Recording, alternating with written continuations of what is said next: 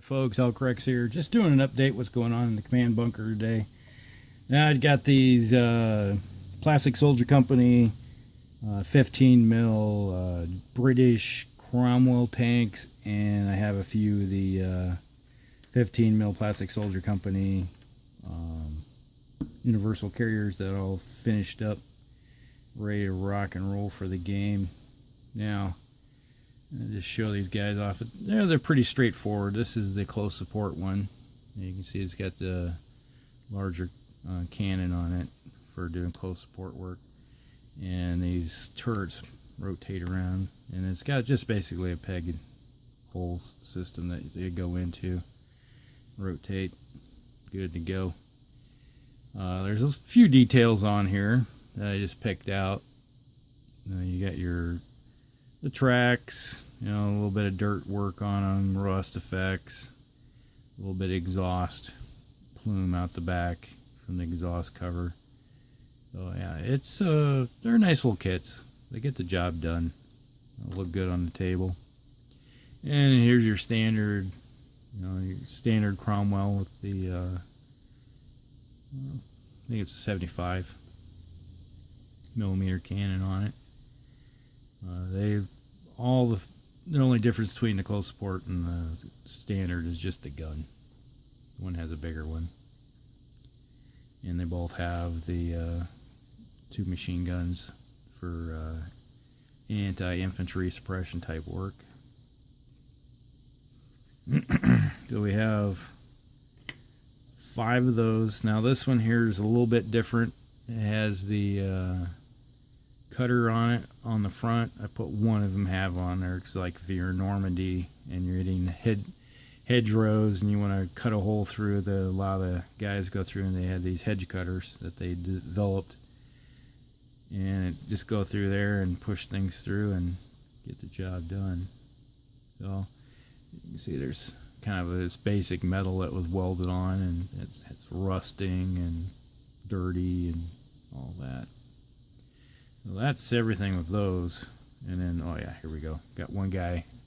There's a platoon leader right there, sticking his head out the hatch, saying, "Go forward, mate." No, Batty. Yeah, my accent sucks. Who cares? But tally-ho. So there we got those guys.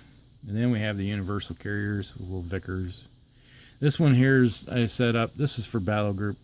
They have little units of 3. This one has a little OP. He's got this radio, and he's got the binoculars checking out. It's like, oh, there's a target over there. Drop artillery. Call for fire. So I have that one. Pretty simple, straightforward little guys.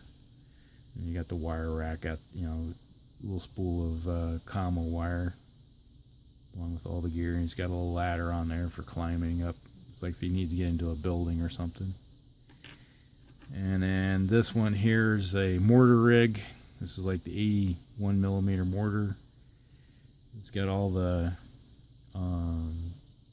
containers inside for all the different mortars, so they pull them out of the sleeve and just set up real quick and then drop rounds and get the heck out of Dodge if they have to. Pretty simple, straightforward for those guys. And this one's set up with the extra, got the Vickers machine gun on top. So he's sitting up there, it's like ready to rock and roll. Lay down some suppressive fire. Band of gypsies, and you see they got all their gear and stuff on the back. Ready to go. I got one guy over here, he's like, "Alright guy, here we're all ready to go, loaded up, throwing the ammo out, can on." This guy's kicking back. He's supposed to be manning this thing, but he doesn't like the sound of the gun over top of his head, so he's in the back. Like, there you go, get out of the way. Type of deal.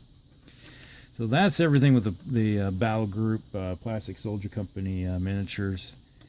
And we got a few other things I'll probably continue working on, doing a few more of these British Universal carriers. I still have 6 more to put together. And it's kind of like, let's put some Brits together. I still have my late war Brit infantry to work on, so got that to do. So other than that, that's what's going on in the command bunker when it comes to 15 mil battle group and Flames of War. And we're moving on.